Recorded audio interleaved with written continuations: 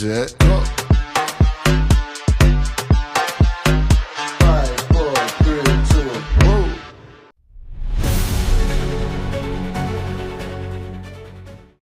নমস্কার, মুখোমুখি স্টুডিও ত্রিপুরায় আপনাদের সকলকে স্বাগত।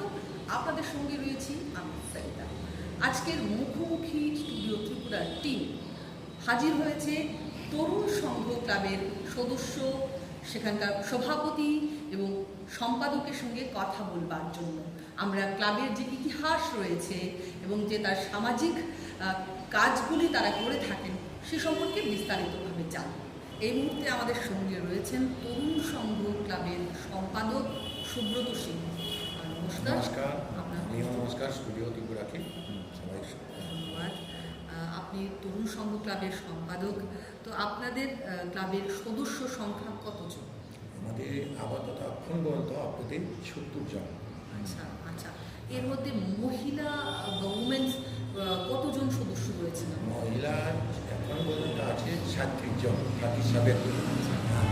মহিলারা কি কোনো স্পেশাল পোস্ট করে? স্পেশাল না, আমরা সদস্যরাই খুব অফিস বেয়ারা হয়। আচ্ছা। আর আমরা মহিলারা কখন রাখি, যখন দুর্গাপূজাটা হয় তাদের উপরে ডিপেন্ড করে আমরা করি, তখন তাদেরকে সেক্রেটারি প্রেসিডেন্ট সব কিছু করা হয়। মানে তো ওই সময় দুর্গাপূজাটা দুর্গাপূজার আপনারা সময় মহিলারা দাঁড়িয়ে পুরা কিন্তু আপনাদের যে নর্মাল অ্যাডমিনিস্ট্রেটিভ আছে মেম্বার, তার মধ্যে কি মহিলারা না, কোনো এখন post আপাতত করে? এটা পোস্ট আচ্ছা, এখন সেটা।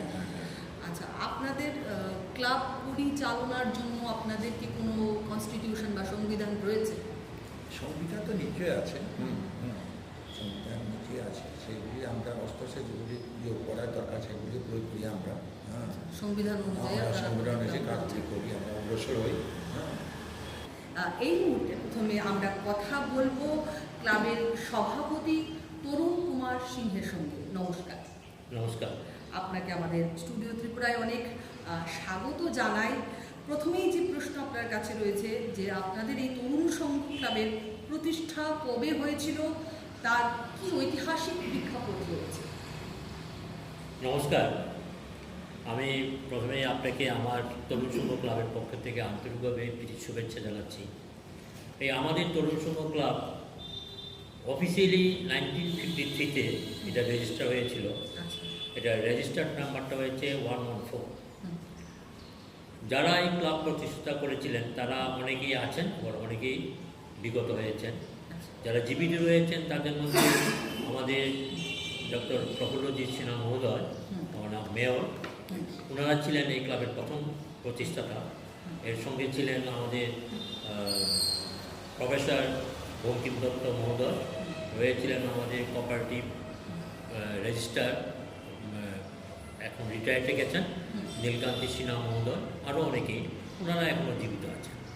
তবে আমরা এই ক্লাবের দায়িত্বটা ওনারা যখন নিয়েছিলেন, ওনাদের সঙ্গে যখন আমাদের আলাপ আলোচনা হয়েছিল, তখন ওরা বলেছিলেন যে এই ক্লাব প্রতিষ্ঠাতা হয়েছিল এলাকার উন্নয়নের এবং এলাকার যুব সমাজকে এলাকার বিভিন্ন উন্নয়নমূলক কাজে তাদেরকে নিয়োজিত করার জন্য এই ক্লাবটাকে, মূল উদ্দেশ্যটা এটা নিয়ে ক্লাব প্রতিষ্ঠিত হয়েছিল। মানে যুব সমাজকে সামনের দিকে ত্বরান্বিত করার জন্যই আপনাদের এই ক্লাব প্রতিষ্ঠা হয়েছিল। ক্লাবের ঐতিহাসিক প্রেক্ষাপটটা এটা। তো আপনাদের এই যে ক্লাব, আমরা জানি শহরে অনেকগুলি ক্লাব রয়েছে, তো জন্মলগ্ন থেকে এই তরুণ সংঘ যে ক্লাবটি, সেটা অন্য ক্লাব থেকে কি বিশেষত্বের দাবি রাখে, তার স্পেশালিটি কি? এটা বলতে গেলে আমরা এখনের যে যুব সমাজ, আমরা যারা এই ক্লাবের দায়িত্বে যখন পরিপূর্ণভাবে আমাদের দায়িত্বে যখন আছে 1972, এই সময় থেকে আমাদের হাতে এই ক্লাবটা যখন চলে আসে, প্রথমত আমরা এই ক্লাবটাকে প্রতিষ্ঠিতটাকে আমাদের যারা আগে বিগত যারা ক্লাবটা পরিচালনা করেছিলেন তাদের যে ভাবধারাটা ছিল, ওই ভাবধারাটাকে প্রতিষ্ঠিত করার জন্য আমাদের যখন সেই সময় যারা আমরা যুবকরা ছিলাম, আমাদের প্রধান উদ্দেশ্য ছিল এলাকার যুবকদেরকে আমরা একত্রিত করে এলাকার উন্নয়ন এবং খেলাধুলা বিভিন্ন সামাজিক কাজের মধ্যে এই ক্লাবটাকে নিয়োজিত করার উদ্দেশ্য নিয়েই কিন্তু আমরা এই ক্লাবটাকে শুরু করি। এবং পরবর্তী সময়ে এই ক্লাবে বিভিন্ন রকম কালচারাল প্রোগ্রাম, বিভিন্ন রকম পূজা অর্চনা যেটা হয়ে থাকে সেটা আমরা এলাকাতে সুষ্ঠু সুন্দরভাবে আমরা করে থাকি। এবং আমরা যেই প্রতি বছর যে অনুষ্ঠানগুলি করে থাকি, পূজা বা বিভিন্ন অনুষ্ঠানগুলি করি। এলাকার যারা মা বোন যারা রয়েছেন ওনাদের সম্পূর্ণ সহযোগিতা আমাদের কাছে থাকেন এবং আমাদের সম্বন্ধে কোনো অভাব অভিযোগ বা কোনো রকম আমাদের ক্লাবের প্রতি তাদের কোনো বিদ্রুপ কোনো রকম চিন্তাধারা বা ভাবধারা আমরা কোনো সময় পাইনি। ওরা বলতেও পারবেন না যে আমাদের এই ক্লাব আমরা সামাজিক চেতনার বাইরে অন্য কোনো কাজে আমরা নিয়োজিত হই। তো বছরব্যাপী আপনাদের ক্লাবে নিশ্চয়ই একটা ক্যালেন্ডার রয়েছে, অ্যাক্টিভিটি ক্যালেন্ডার।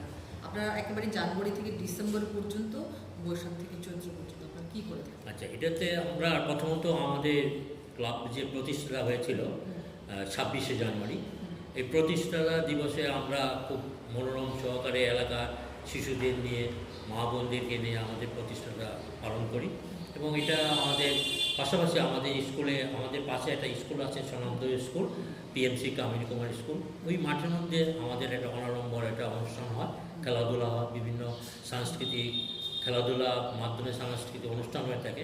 ওইখানে এটা প্রতি বছর এটা আমাদের একটা কমন ইস্যু থাকে। আর প্রতি বছর আমাদের এই ক্লাবে আমাদের বিভিন্ন রকম অনুষ্ঠান হয়ে থাকে, যেমন শিশুদের বসে আঁকো প্রতিযোগিতা থাকে।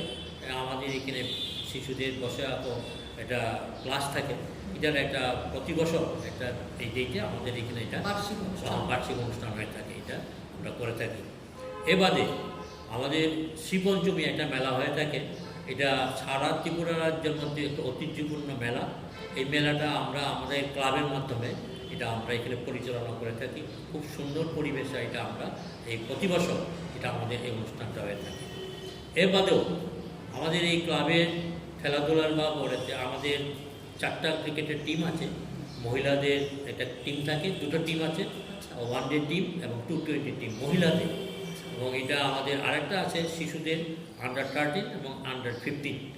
এই খেলাধুলা থাকে আমাদের প্রতি বছর। এটা কিন্তু ক্লাবের একটা রেগুলার ফর্মে এটা আমাদের চলতে থাকে এবং শিশুদেরকে বিভিন্ন এলাকার শিশুদের এবং এলাকার শিশুদেরকে আমরা মানমুখী করার জন্য তাদেরকে আমাদের এই ক্লাবের কোচিং দেওয়া হয় এবং আমাদের এই ক্লাবের যে কোচিং করেন এটা আমাদের ক্লাব স্পোর্টস সেক্রেটারি থাকেন কাজল সিনহা মহোদয়, ওনার তত্ত্বাবধানে সারা বছর এটা আমাদের এই মাঠে এই কোচিংটা দেওয়া হয়ে থাকে প্রতিটি শিশুদের।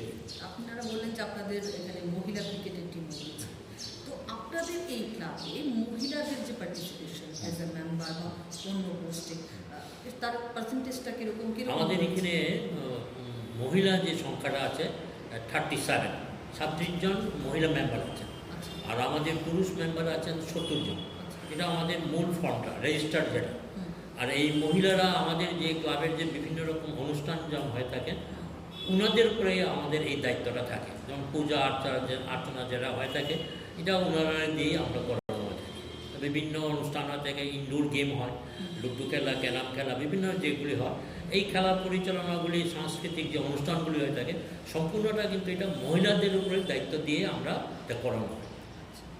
আরেকটা বিষয় হচ্ছে আপনাদের এই যে ক্লাবটা এটা একটা মিশ্র জনবসতির এলাকা, এখানে মণিপুরি, বাঙালি, জনজাতীয় কিছু থাকতে পারে আপনাদের এখানে, তো একটা মিক্সড পপুলেশনে যায়। এখানে কখনো কি আপনারা মণিপুরীদের যে কৃষ্টি সংস্কৃতি রয়েছে, যে ঐতিহ্যবাহী কৃষ্টি সংস্কৃতি, সেটাকে কি আপনারা কোনোভাবে ক্লাবের মাধ্যমে মানুষের কাছে নিয়ে যাওয়ার চেষ্টা করেছেন? না, এটা হয় আমাদের এখানে যেমন বাৎসরিক যখন আমাদের বিভিন্ন অনুষ্ঠান হয় ক্লাবের, যখন প্রতি বছর যেমন আমরা বিগত বছরে আমাদের এই 9 বনমালীপুরের যে ক্লাবগুলি আছে এই ক্লাবগুলিকে আমাদের তরুণ সংগঠন পক্ষ থেকে যখন দুর্গাপূজা হয় এই দুর্গাপূজার যে পুরস্কার আমরা ঘোষণা করি, ওই পুরস্কার ঘোষণার দিন আমরা ওইখানে একটা অনুষ্ঠান হয়।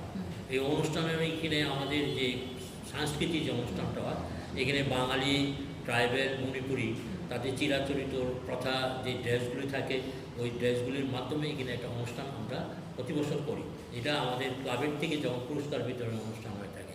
এবাদেও আমাদের ক্লাবের থেকে যখন কোনো সাংস্কৃতিক অনুষ্ঠান হয়, দুর্গাপূজার থিম যে থাকে, দুর্গাপূজার থিমেও কি কখনো আপনারা মণিপুরি কৃষ্টি সংস্কৃতিকে সামনে এনেছেন? হ্যাঁ, এনেছি। আমরা 2-3 বারেই আমরা মার প্রতিমা যারা তৈরি হয়েছিল এটা আমাদের মণিপুরি কৃষ্টি কালচারের যে পরিধান যেটা থাকে ড্রেস, ওই ড্রেসে সজ্জিত করে মাকে আমরা কয়েকবারই আমরা পূজা অর্চনা করছি।